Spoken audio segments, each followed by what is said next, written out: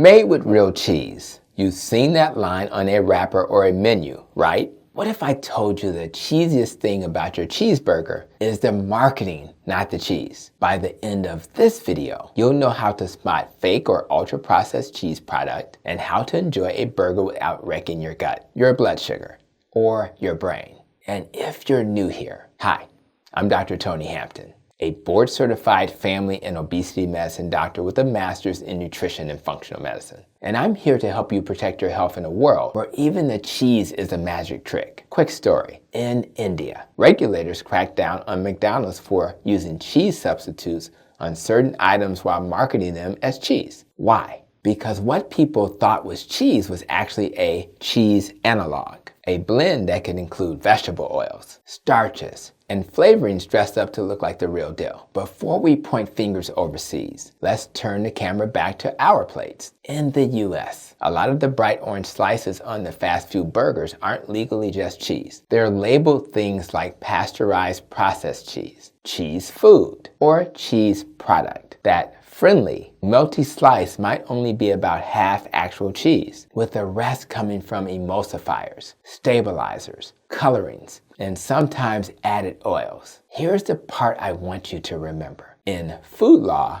words matter. Cheddar cheese is one thing. Pasteurized processed cheese food is another. And cheese product is like the witness protection program of dairy. When you see product, it usually means we've left the farm and entered the factory. Why does the food industry love this stuff so much? 4 big reasons. Number 1, meltability. Real cheese melts differently. Processed slices are engineered to melt the same way every time. Number 2, shelf life. Real cheese ages, fake cheese waits. Number 3, cost.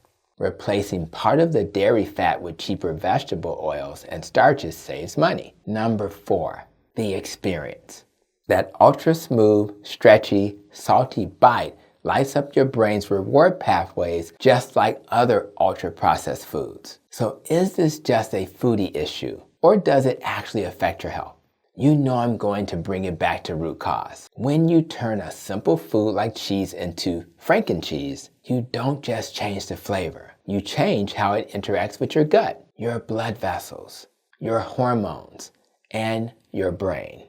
Take the ingredients. A simple real cheese label might say milk, salt, cultures, enzymes. That's it. A processed slice can add emulsifying salts, modified starch, vegetable oils from soy, corn, or canola, artificial colors, and preservatives. Those seed oils are easily oxidized and can drive inflammation. Emulsifiers and certain additives may disrupt the mucus layer in your gut, making the lining more vulnerable and contributing to a leaky gut picture in susceptible people. If you're living with obesity, diabetes, fatty liver, autoimmune issues, or IBS like me, that matters. Your system is already under stress, and ultra-processed foods add one more inflammatory hit your body has to handle. And here's the sneaky part. These fake cheeses almost never travel alone. They sit on ultra-processed buns made with refined flour and sugar. They cuddle up next to industrial seed oil fried fries and sugar sweetened drinks. So it's not just the slice, it's the whole processed package. I'm not here to shame anybody who loves a cheeseburger. What I want is for you to be able to make informed choices. And when possible, upgrade what's on your plate. Quick pause here.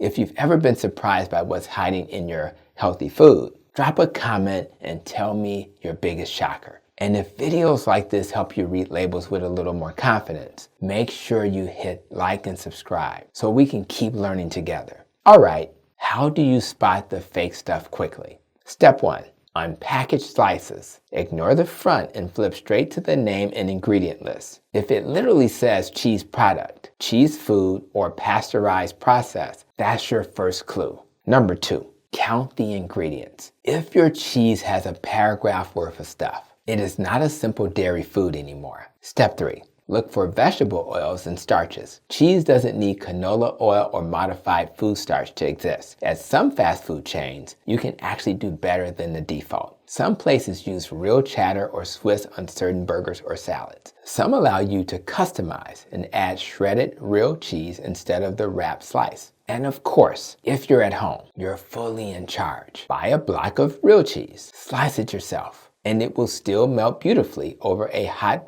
burger made from real meat. From a metabolic health perspective, I'm going to say something that might surprise you. I'd rather see a patient eat a bunless burger with real cheese than a lean turkey sandwich on whole grain bread with low-fat cheese product and a side of baked chips pretending to be healthy. That first option, especially without the bun, is primarily protein and fat, which are more blood sugar friendly. The second is a blood sugar roller coaster with ultra-processed toppings. Another root cause question. What does this fake cheese trend say about our food system? To me, it's a symptom. We've built a system that rewards shelf life, cheap inputs, addictive texture, and marketing spin over nutrient density and honesty. So what can you do practically starting this week? First, pick your moments. If you're going to grab fast food, make it the exception, not the routine. Second, upgrade the order.